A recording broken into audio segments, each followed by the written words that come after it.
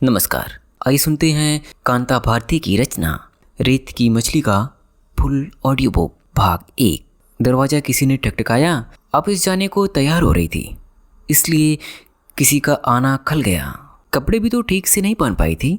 Office जाने की व्यस्तता और असमय आगंतुक के कारण मन क्षुब्ध हो आया था। दरवाजे पर चपरासी था। उसने बताया कि मेम साहब याद कर रही हैं।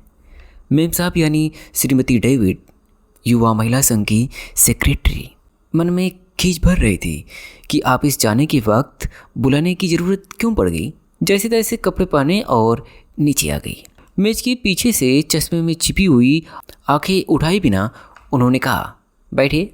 देखिए मैडम, मुझे ऑफिस जाना है, आप शाम को बात नहीं कर सकती? मैंने धीरज संभालते हुए कहा।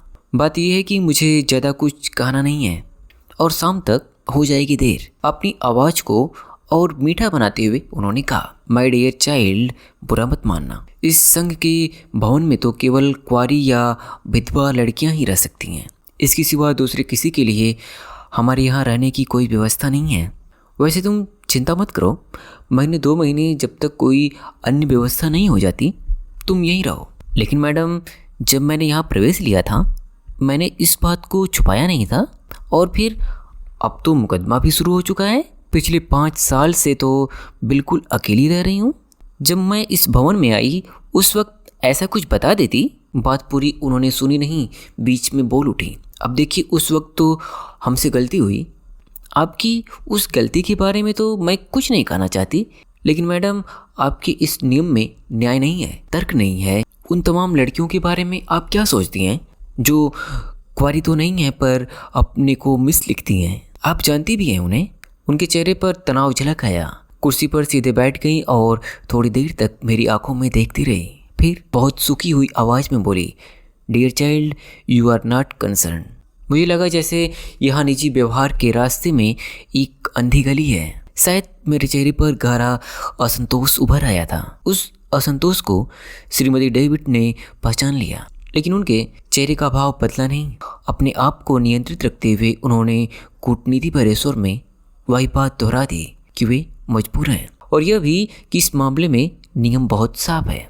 मेरा गुस्सा फूट पड़ा। यानी जो झूठ बोलकर नियम तोड़े वह सही है, और जो सच बोलकर वैसा ही करे वो अपराधी है? यह नियम नहीं, ढकोसला है। और भी न जाने क्या क्या उस वक्त गुस्से में कहा गई। मेरे उन शब्दों की क्या प्रतिक्रिया हुई यह पढ़ने की स्थिति में मैं नहीं थी। उनका कमरा छोड़ते हुए मैंने कहा, मुझे नहीं चाहिए आपकी कृपा। 1-2 महीने नहीं, 1-2 दिन भी ठहरना मैं अपमान समझती हूँ। आपने नियमों का ज्ञान कराया, आपकी आभारी हूँ। ऑफिस जाने के लिए तैयार हुई थी, लेकिन अंतःस्थल अस्त व्यस्त हो उठा। मन इतना ज़्यादा उद्विग्न हो गया था कि ऑफिस जाने की इच्छा नहीं हुई। तेजी से अपने कमरे में लौटी और जो चीज़ हाथ आई उसे उठा उठाकर बिस्तर पर पटकती चली गई। बिस्तर के ऊपर और आसपास फर्श पर चीज़ें बुरी तरह बिखर गई। सच तो यह है कि छोटी अभिव्यक्ति के सिवा यह भवन छोड़ने की तैयारी भी करनी है, यह मैं भूल गई। उधर गए बिस्तर के सिरे से एक नन्हा सा रूपाला प्रेम चमक रहा था। प्रेम के बीच में दिखाई देते काले सफ़ेद धब्बों के बीच अचानक एक कोमल चेहरा उभर आया। उस कोमल आकृति के उभरे ही जैसे खोलता हुआ छूप धीरे धीरे बैठने लगा। क्षुब्ध मन आर्द्र हो आया, आंखों की कोर भी गीली हो आई। साहस नहीं हुआ कि रूपाले फ्रेम में मढ़ी एक भोले चेहरे की तस्वीर हाथ में उठा लूं। छूप का वह उबाल थम गया था, इसलिए धीरे धीरे बिखरा हुआ सामान एकत्र करती रही। लेकिन ऐसा लगा कि जैसे मैं सामान इकट्ठा करती जाती हूँ, मन की गांठें बिखरती जाती हैं। जैसे एक कसी हुई रस्सी जिसका एक एक तार बिखरता जा रहा हो। एक चीज़ के साथ जुड़ी किसी दूसरी चीज़ के अलग होते ही सब कुछ बिखरने लगा, सब कुछ टूटने लगा। परित्यक्तता केवल इसी एक शब्द के साथ बिखराव और टूटन की लंबी श्रृंखला से जुड़ी हुई है। टूटन के इस अछूर क्रम में आज युवा महिला संघ के भवन से यह अलगाव भी स्वीकार करना होगा। दूसरा उपाय नहीं। निरंतर अपने आप से लड़ती हुई अब मैं यहाँ पर यह छोटी सी लड़ाई छेड़ दूँ, यह नहीं होगा। हाथ एक निश्चित दृढ़ता के साथ काम करने लगे। थोड़ी देर में संघर्ष के जीवन से धड़कते हुए उस कमरे में निष्प्रभ वातावरण उधर आया। सामान अधिक नहीं था, उसे सावधानी से इकट्ठा करने के बाद मैं नीचे आई। फोन श्रीमती डेविड के ही कमरे में था। एक क्षण ठिठकने के बाद बिना उसकी ओर देखे मैं फ़ोन की ओर बढ़ गई। उन्होंने भी संभवतः मेरी ओर नहीं देखा। कुमुद फ़ोन पर ही मिल गई। मैंने कहा कि उसे तुरंत यहाँ युवा महिला संघ पहुँचना होगा। कुमुद को आने में कोई 20 से ज़्यादा वक्त नहीं लगा होगा, लेकिन मुझे ऐसा अनुभव हुआ जैसे एक युग बीत गया हो। अभी वह टैक्सी से उतरी ही थी कि लपक कर मैं उसके पास पहुँच गई। मैंने कहा कि वह टैक्सी अभी जाने न दे। कुमुद कुछ पूछे कि इसके पहले ही मैं झपटती हुई अपने कमरे की तरफ बढ़ गई। सामान नौकर के बजाय खुद उठाकर किसी तरह लड़खड़ाती हुई टैक्सी के पास आई। कुमुद परेशान हो आई। मैंने उससे सिर्फ इतना ही कहा, घर चलो, वहीं सब कुछ बता दूंगी।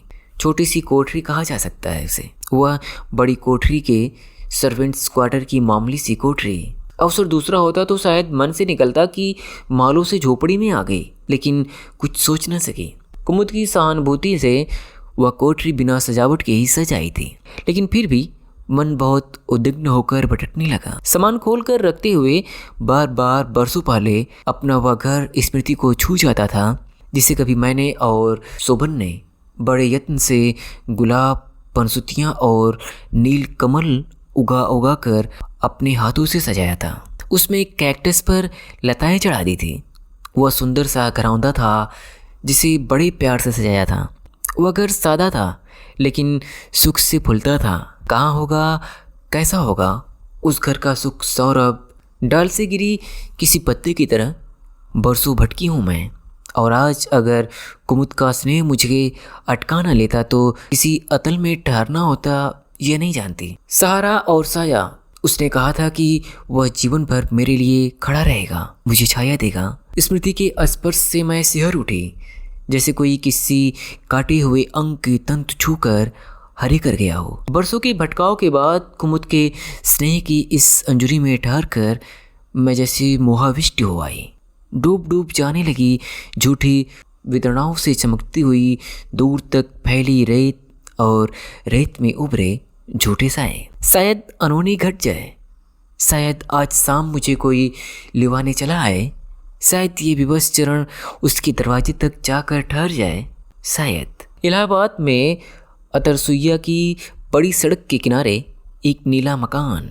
बालकनी में जूही से लतर को गालों से छूती हुई खड़ी होती हूँ तो धूप आग से टकराने लगती है। लतर की शीतल गंध हमारे नीले कमरे में धीरे धीरे नाचती है। उस नीले कमरे में जहाँ रूठी हुई यक्ष प्रिया को उसका प्रियतम मनाता है, यक्ष प्रिया घंटों उस बालकनी में खड़ी होकर उन जाने आने वाले लोगों को देखती जिनमें से एक उसका अपना प्यार भी होगा। बालकनी से मकान के ठीक सामने दिखता है बड़े आंगन वाला लिपा पुता लेकिन सूना और उदास घर। खपरेल वाले उस उदास घर की दीवारों के बीच एक उदास औरत रहती है, विधवा औरत, रमण की विधवा भाभी। अक्सर देखा है कि रमण इस बालकनी की तरफ एकटक देखता है। शायद उस वक्त भी देखता है जब मैं शोभन के साथ घूमने जाती हूँ। पिता और बड़े भाई की अकस्मात मृत्यु के बाद घर का शायद एकमात्र सहारा था। बचपन में शोभन के साथ खेला था और कुछ दिनों पढ़ा भी था, लेकिन हाई स्कूल के बाद ही पढ़ाई छोड़कर उसे नौकरी करनी पड़ गई। आकांक्षाओं की राख की ढेरी सी विधवा युवती, भाभी और परिस्थितियों से विपन्न रमण का वह उदास घर पास पड़ोस की जिज्ञासा का केंद्र रहा है। जाने कितनी कल्पनाएं और कहानियां उन दोनों के साथ जुड़ गई थी, लेकिन रमण के सामने भी उपाय दूसरा नहीं था। विधवा भाभी एक ऐसा सत्य थी जिसे वह अपने कंधे से उतार नहीं सकता था। भाभी के जीवन से बधे अपने भविष्य के साथ ही साथ रमण शायद यह भी देखता था कि उसके सामने नीले घर में जो जीवन है, जो रस है, वह उसे झंझोड़ता है। कुंठाओं की मार से वह तिलमिला उठा, अंदर ही अंदर एक विकृत विद्रोह से भर उठा। कभी कभी वह दिखता है तो उसकी आंखों को देखकर एक अजीब सिहरन महसूस होती है। कभी कभी उलझन होने लगती है, मैं यहाँ हूँ या नहीं। वह एकटक लगातार घंटों किसी मूर्ति की तरह खड़ा हुआ बालकनी की तरफ घूरता रहा था। उलझन से भरकर मैं बालकनी से अलग हट जाती तो कभी कभी अजीब आवाज़ें सुनाई पड़ने लगती। ऐसा लगता जैसे प्रेत आत्माएं कहीं लड़ रही हों। रमण ऊंची आवाज़ में अपनी भाभी से लड़ता था। कभी कभी ऐसा लगता जैसे भाग दौड़ भी हो रही हो। पड़ोस के लोग कहते हैं कि वो अपनी भाभी को पीटता भी है। जूही के फूलों और गुलाबों पर उतरती जाती ऋतुओं के साथ 2 बरस हवा से बीत गए। प्रेत आत्माओं की वह आवाज़ जूही और पंसुतियों के फूलों के साथ जैसे कांटों की तरह अनिवार्य हो गई थी। उस अस्वाभाविक और किसी हद तक मनहूस के प्रति मन सहज हो आया था। शायद एक जगह अंतःस्थल में करुणा भी उभर आई थी। उसकी नियत के प्रति दरार न होना शायद अमानवीय होता। कैसा संयोग था, और वह शायद संयोग ही उसकी इस नियत का कारण भी था कि आज वह युवक एक प्रेतात्मा की तरह बेचैन हो उठा था। शोभन का बचपन का दोस्त था रमण। साथ साथ खेला था और साथ साथ पढ़ा था।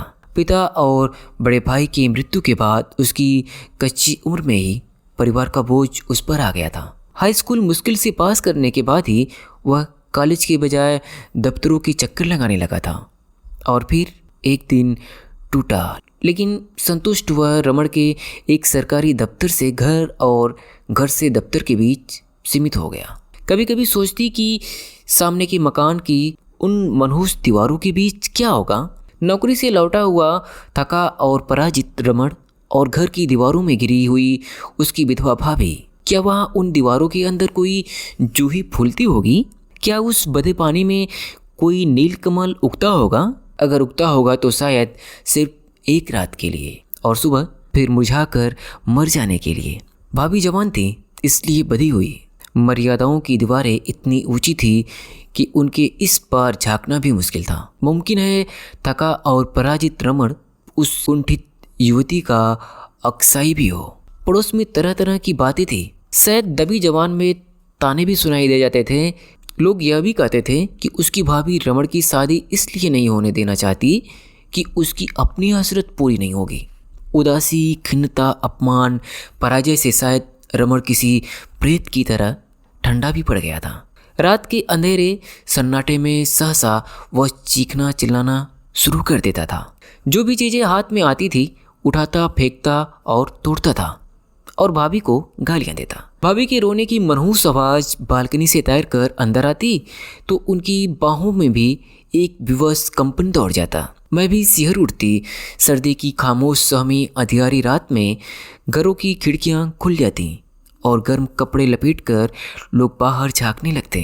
रमण चीखने लगता और चीखते चीखते उसकी आवाज़ भर्रा जाती और जैसे क्रोध से फटता और कहता, यह शोभन, इस शोभन को मैं जिंदा नहीं छोड़ूंगा, चूरा मार दूंगा। कभी कभी उसके सुर में लाचारी होती थी।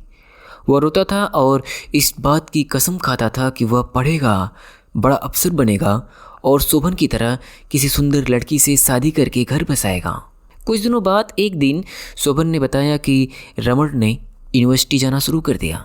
लेकिन यह सत्य बहुत सुखद साबित नहीं हुआ। एक दिन मैंने देखा यूनिवर्सिटी जाते वक्त मेरे पीछे पीछे वह चला आ रहा है। मैं अस्थिर हो उठी, लेकिन फिर मैंने अपने आप को संभाल लिया। अगले दिन फिर उसी तरह रिक्शे का पीछा करता हुआ रमण दिखा। मुझे खींच हुई और फिर वह क्रम लगातार चलता रहा। कभी कभी ऐसा लगता कि वह साइकिल पर पीछे पीछे आते वक्त कुछ बुदबुदाता और कभी कभी गुस्से से तमतमा भी उठता है। उसका आतंक जब सीमा से बाहर हो गया तो एक दिन मैंने चुपचाप अपनी सास से सब कुछ बता दिया। शोभन से भी कहा। हल्की सी चिंता इनके चेहरे पर उभर कर डूब गई।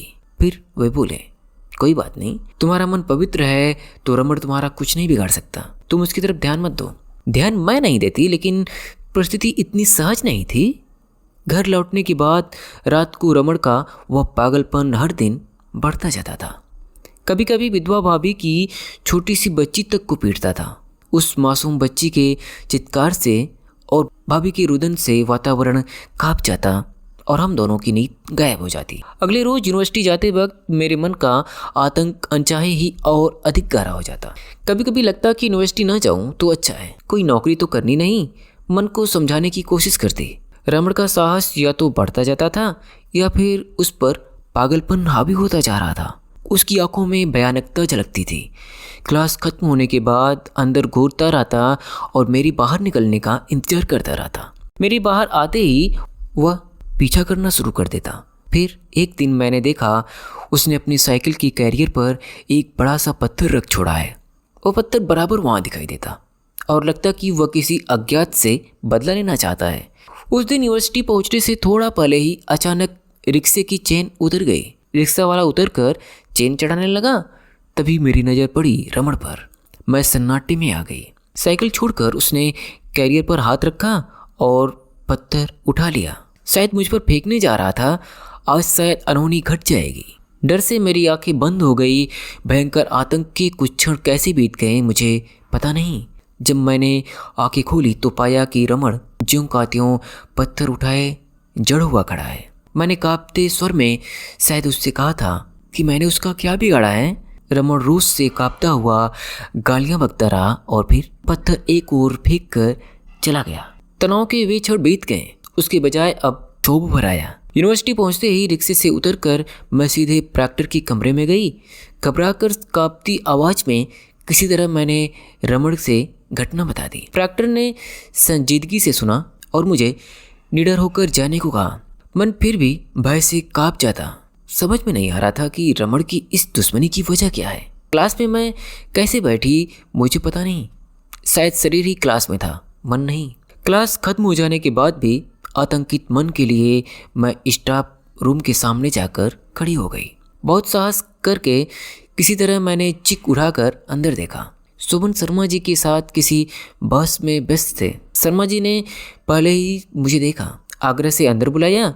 बहुत चाह कर भी मैं अपनी घबराहट छिपा नहीं पा रही थी। शर्मा जी भी इस बात को समझ गए।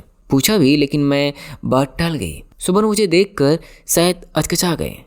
फिर संकोच छोड़कर पूछा, क्यों कुंतल, बात क्या है? चाह कि बता दूं, कह दूं, लेकिन रुक गई। सिर्फ इतना कहा कि कुछ जरूरी काम था, इसलिए सोचा कि आपके साथ ही घर चलूं। परिस्थिति के बारे में उन्हें कुछ भी पता नहीं था। बोले, अभी तुरंत जाना तो मुश्किल होगा, मुझे अभी क्लास लेनी है। मन में फिर उभरा कि जो कुछ घटा हुआ कह दूं, क्योंकि उसके बिना ये परिस्थिति की गंभीरता समझेंगे नहीं। लेकिन संकोच ने मुझे दबा लिया, मुझे बांध लिया। लेकिन फिर उपाय क्या है? अकेले वापस जाना होगा। मन भय से कांप कांप उठता। शोभन के पास आकर भी समाधान नहीं मिला। इनका सहज भाव से यह कहना कि तुम घर जाओ, मैं क्लास लेने के बाद आऊँगा, मुझे कचोट गया। लगा मुझे तूफान में अकेले छोड़ दिया। पैर के अंगूठे की ओर दृष्टि गड़ाए मैंने लंबी सांस ली और बहुत बेसहारा महसूस करते हुए बाहर आ गई। मन खींच से भर उठा। शोभन समझते क्यों नहीं? अगर कुछ बेसिस कहना ना होता तो मैं आती क्यों वहाँ, और सबके सामने कहती भी क्या? रिक्शे पर बैठकर घर लौटी तो रास्ते भर भय से चौकन्नी होकर आगे पीछे देखती रही। दूर दूर तक कहीं वह पागल प्रेत दिखाई न दे जाए। मन ही मन बार बार अपने इष्ट का ध्यान करती घर पहुंची तो जैसे तैसे सारा कांड माँ को सुना गई। उन्होंने प्यार किया और फिर सहलाती हुई बोली, ईश्वर अच्छा करेगा, सब ठीक हो जाएगा। शुक्र है उसने तुम पर पत्थर फेंक नहीं दिया, नहीं तो मैं अपनी बहू कहाँ से लाती। थोड़ा खाकर स्वस्थ हो लो, सुबह आएगा तो सब ठीक हो जाएगा। मेरा मन घटनाओं से उलझकर खिन्न हो गया था। जबान का स्वाद जैसे बिगड़ गया था। खाने का जी नहीं था, फिर भी किसी तरह नाश्ता किया। दरवाजे पर आवाज़ हुई। जाने क्यों मैं सा घबरा गई। माँ ने मेरे आतंक को समझ लिया।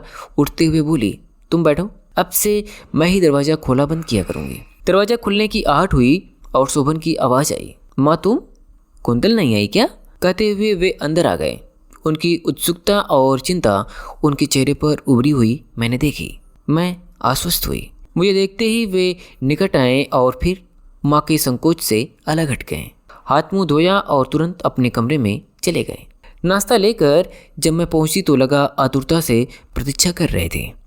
हाथ से नाश्ता का सामान लेकर जल्दी से एक तरफ रखा और बाहें पकड़कर खींचते हुए बोले, क्या बात थी? आज स्टाफ रूम में कैसे आ गई?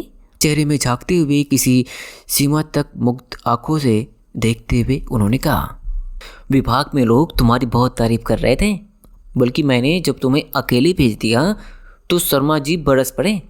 उन्होंने कहा वह तो संकोच कर रही होगी, पता नहीं कौन सा काम था, तुम्हें सुनना जो चाहिए था। वैसे सच बताऊं कुन तो तुम्हारा स्वर सुनने के लिए ही तो जीता हूँ। बाद में तो मुझे भी लगा कि भूल हुई। तुम्हारे जाने के बाद जी भी उखड़ गया था। पता नहीं क्यों कुछ आशंकाएं भी मन में तैरने लगी। मेरे कंधों को भींचकर जैसे उन्होंने आशंका का समन कर लिया। फिर कान के पास होठ लाकर धीरे से बोले, कहीं चलना था?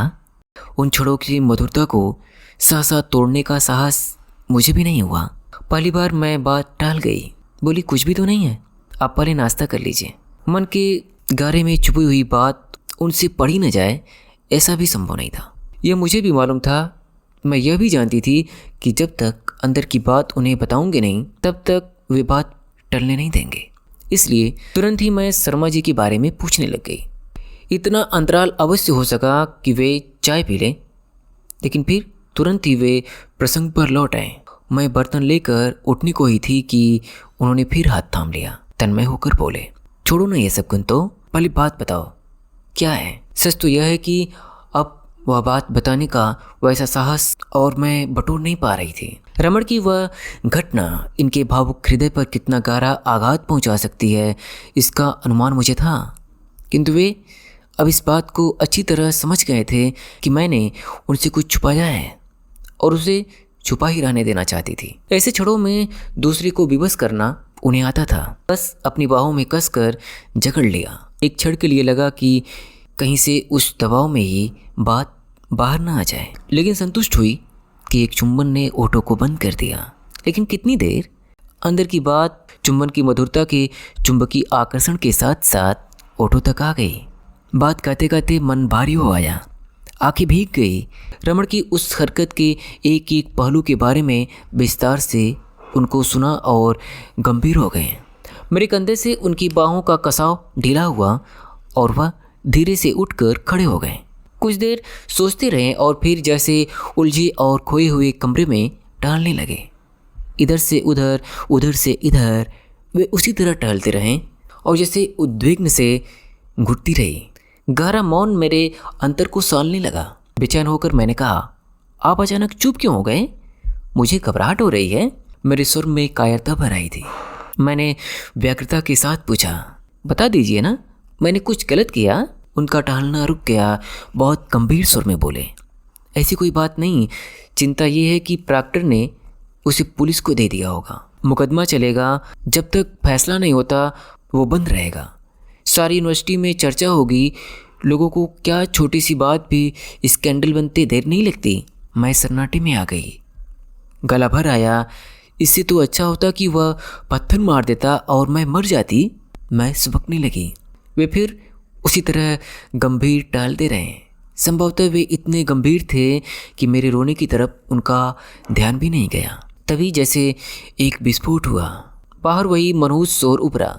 रमण की भाभी जोर जोर से रो रही थी और शोभन को बुरा भला कहती जा रही थी। यंत्रवत मेरी हथेलियों ने आंखों और गालों से आंसू पोंछ लिए। व्यस्त होकर मैं उठी और भरसक रमण की भाभी की ओर से ध्यान मोड़ने के लिए अनावश्यक रूप से बिस्तर उलटने पलटने लगी।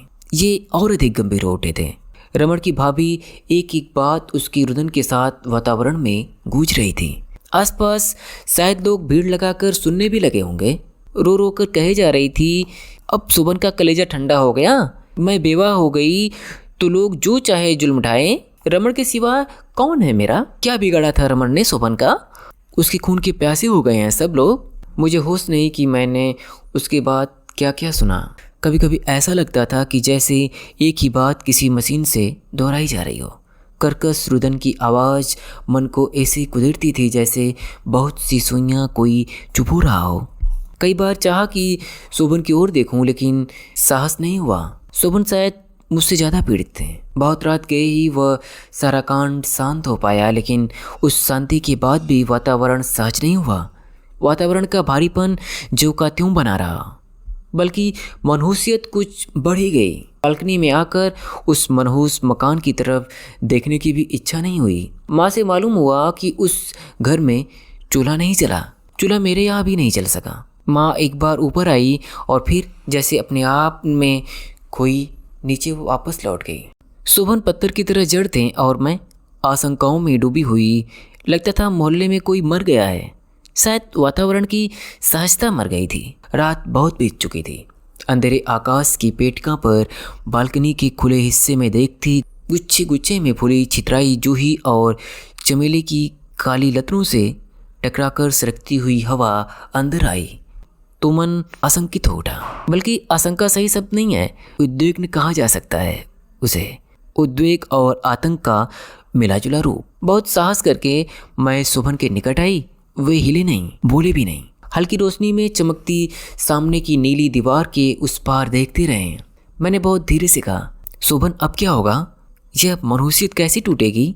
मेरा जी घुट रहा है। नीचे बिल्कुल सन्नाटा था, लेकिन मुझे पता था कि माँ जाग रही होगी। वे सुख से सहज होकर सो सके ऐसी परिस्थिति नहीं थी, और इन सब में एकमात्र दोषी थी मैं, केवल मैं। शोभन कुछ नहीं बोले। उनकी पीड़ा भी मैं महसूस कर रही थी। तभी कमरे के द्वार पर आहट हुई।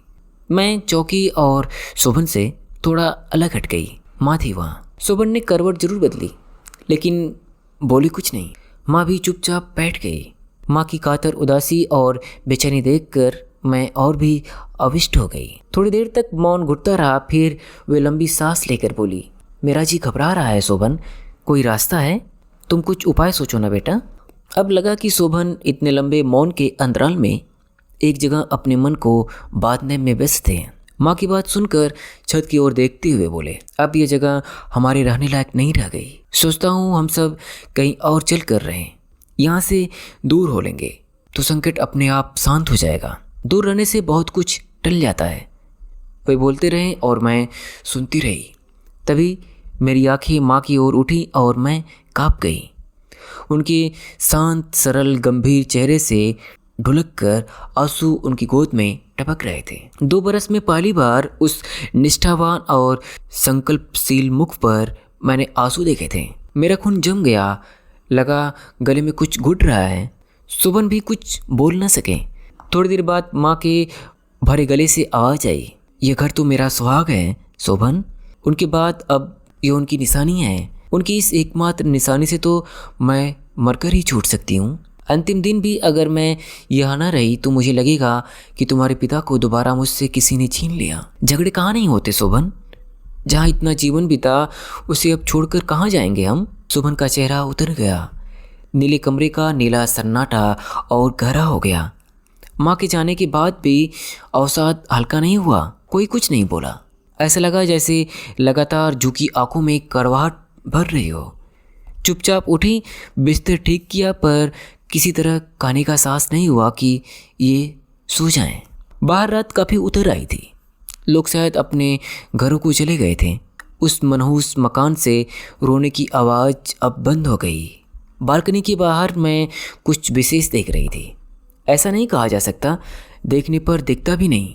वहाँ कुछ देखने लायक होता तो भी मन ऐसा ना था कि कुछ देख पाती। अंधेरा, सन्नाटा, अवसाद और आत्मपीड़न, उन क्षणों में मैं कब तक वहाँ खड़ी रही नहीं कह सकती। वहाँ से हटी तो देखा उसी तरह अस्त व्यस्त पलंग पर मूर्छित से पड़े थे। सो गए थे या सिर्फ अवसन्न थे, या उनकी बंद आँखों और सांसों के साथ उठते गिरते सीने को देखकर नहीं कहा जा सकता था। बहुत धीरे से बिना कोई आहट किए पलंग के एक किनारे थोड़ी देर बैठी रहकर मैं लेट गई। अवसाद मेरी सिराओं में एक तनाव की तरह दोबारा छा गया। चाहा कि उनकी ओर घूम जाऊं, लेकिन घूम न सकी।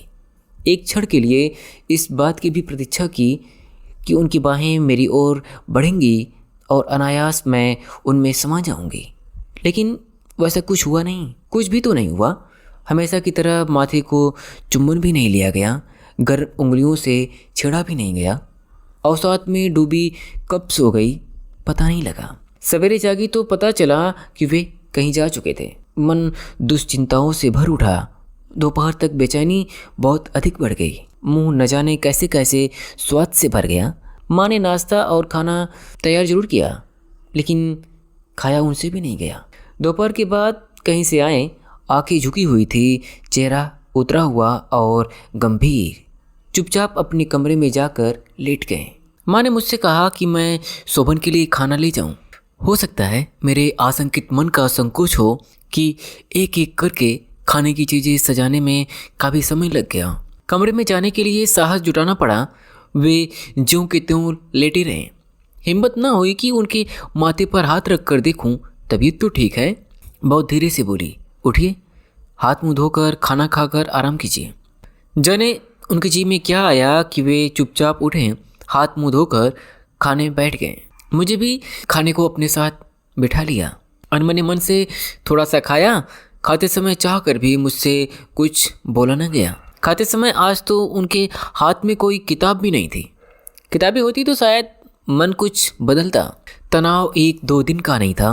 मन को इतना समेटा भी नहीं जा सका कि वह तनाव टूट सके। कई दिन बीत गए। उनके मित्र भी आए थे। वह नीला कमरा उन्मुक्त हंसी से गूंजा नहीं। बहुत धीरे धीरे उन्होंने बातें की।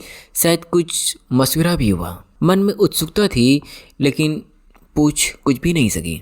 कई दिनों के सलाह मशवरे के बाद पता चला कि एक समझौता हुआ है। तय यह हुआ है कि मुकदमा वापस ले लिया जाए और रमण माफ़ी मांग ले। लेकिन यह सब हो कैसे? रमण तो पागल हो चुका था। उससे इस बात की संभावना कम थी कि वह सहज रूप से समझौते के लिए तैयार होगा। उसके मन की गांठें उसके सामने कौन खोलता और वह उन्हें खोलने भी कब देता? उसकी कुंठा आईने देखने को तैयार कैसे होती? लेकिन अब शोभन भी जिद पर आ गए थे। उन्होंने दृढ़तापूर्वक कह दिया था कि अगर वह माफ़ी नहीं मांगता तो मुकदमा वापस नहीं होगा।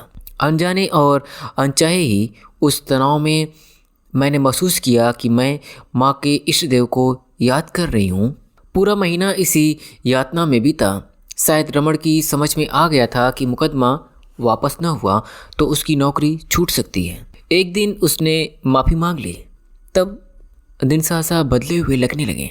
बालकनी में जूही के गुच्छे फूल आए हैं। मैंने देखा उसकी कोमल पत्तियों पर धूप की किरणें नाचती हैं। यह भी मैंने देखा। उस दिन से हवा कुछ अच्छी लगने लगी। शोभन ने बताया कि उन्होंने कहीं कोई मकान रहने के लिए देखा है। माँ फिर उदास हो गई। स्वर्गीय पति की स्मृति इस मकान को छोड़ना उनके लिए सबसे बड़ी यातना थी। मकान के एक एक कण से उनकी चेतना जुड़ी थी। उनकी मर्यादा, उनकी आसक्ति और उनका आश्वासन, सभी कुछ था वह मकान। लेकिन उपाय भी क्या था? मुझे याद है जब उन्होंने जाने कहाँ खोई हुई आवाज़ में कहा था, जब तुम्हारे पिताजी यह मकान बनवा रहे थे कुछ रुपयों की कमी हो गई थी। उस समय मैंने अपना एक एक जेवर उन्हें दे दिया था। अंततः शोभन जीते। बेटे का मन और बहू की मर्यादा की रक्षा के लिए माँ ने अपनी भावना की बलि दे दी। हाँ, यह जरूर मैंने देखा कि उसके बाद अक्सर वे सोए साए चौंक कर उठ बैठते थे। उन्हें जैसे घबराहट सी भी होती। कुछ महीने में ही जैसे वृद्धावस्था उन पर दूनी होकर उतर आई थी। मैंने यह भी देखा कि उन्हें बुखार आने लगा था। अपने आप से एक दिन मैंने उन्हें कहते पाया, कैसे छूटेगा यह सब और कब कैसे रहा जाएगा वहाँ? ऐसी पराई जगह जीना भी कैसे होगा? मैं सोचती कि उनकी जैसी संस्कारों वाली साध्वी यह भी तो सोचती होगी कि अपना घर बेचना अशुभ है और उसे बेचकर किराए के मकान में रहना संस्कारहीन था। एक दिन उन्होंने कहा, मुझको यहीं छोड़ दो, तुम दोनों ही रह लो वहाँ। लेकिन यह भी तो होता कैसे? स्थिति सहज नहीं हुई थी। उन्होंने यह भी सोचा होगा कि इस तरह अलग रहकर स्थिति और बिगड़ेगी, सुधरेगी नहीं। लोग यह भी तो सोच सकते हैं कि लड़के ने अपने मन की शादी की और अलग हो गया। शायद चुपचाप वे कई बार रोई भी थी, क्योंकि कई बार उनकी ओर देखती तो लगता कि उनकी आंखें लाल और सूजी हुई हैं। मैं पूछती तो एक लंबी सांस लेकर चुप हो जाती। यूनिवर्सिटी के पास ही एक नई बस्ती में कोठी का एक खाली हिस्सा मिल गया था। फिर भी तय यह हुआ कि केवल काम का सामान साथ जाएगा, बाकी सब यहीं बंद रहेगा। मकान बिकने पर ही उसे हटाएंगे। माँ ने तो मुहूर्त भी पूछ लिया था। सामान लदवाते वक्त माँ रो पड़ी। किसी तरह मजदूरों को बाहर भेजा और आंगन में जाकर बुरी तरह फूट पड़ी। उनका धैर्य टूट गया था। मुझे माफ़ कर देना, मैं जीते जी यह घर छोड़कर जा रही हूँ। मेरा रक्त जम गया। मुझे लगा मैं ही हूँ इस यातना की जड़। वे भी अवसन्न थे। पास पड़ोस से इकट्ठा हुए लोग इस समय कचोट रहे थे, खल रहे थे। विचित्र मनहूसियत फैल गई थी। जैसे तैसे माँ को शांत किया। शोभन भी चाह रहे थे कि अब जल्दी से जल्दी यहाँ से हट जाया जाए। हल्का सामान टांगे पर लाद लिया और हम तीनों बैठ गए। शोभन ने हाथ जोड़कर सबको नमस्कार किया। तांगे वाले ने घोड़े को आगे बढ़ने के लिए उकसाया। सड़ा उसने एक चाबुक लगाई और सिहर उठी, चौंक गई। अंदर चल, कुमुद की आवाज़ आई। चल खाना खा ले। मैं दोबारा चौंकी। अचानक ऐसा लगा जैसे अंजुरी से भरी हुई रेत सरक कर रित गई। बीते दिनों की वह परछाई भी गायब हो गई।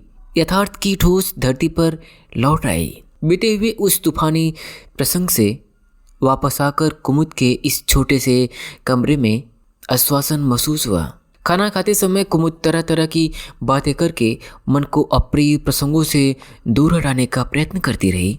मैंने उसकी आंखों में झांका तो उसने चेहरा नीचे कर लिया। जी मैं आया कहूँ, तू अपने अप्रिय प्रसंग से अपने को अलग काट सकी है क्या? लेकिन मुझसे पूछा नहीं जा सका। जाने क्यों मेरी आंखें दोबारा गीली हो आई।